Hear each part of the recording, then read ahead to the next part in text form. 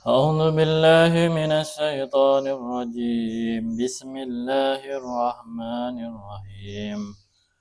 اليوم أحل لكم الطيبات وطعام الذين أوتوا الكتاب حل لكم وطعامكم حل لهم والمحصنات من المؤمنات والمحصنات من الذين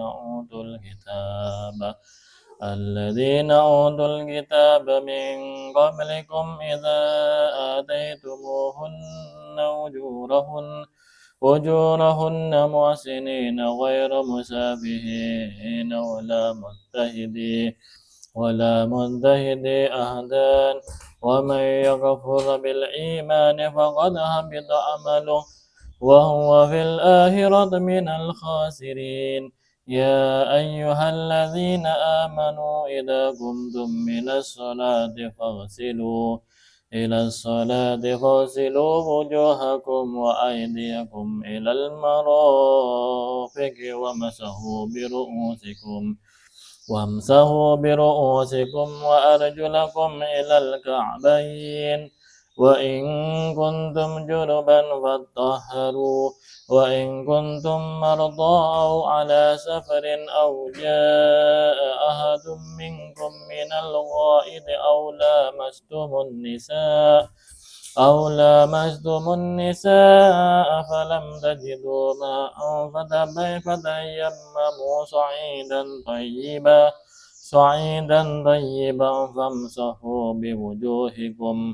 بوجوهكم وأيديكم منه ما يريد الله ليجعل عليكم من حرج ولكن يريد ليطهركم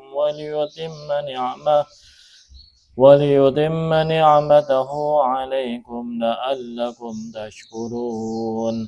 واذكروا نعمة الله عليكم وميثاقه الذي وثقكم به إذ قلتم سمعنا وأطعنا واتقوا الله إن الله عليم بذات الصدور.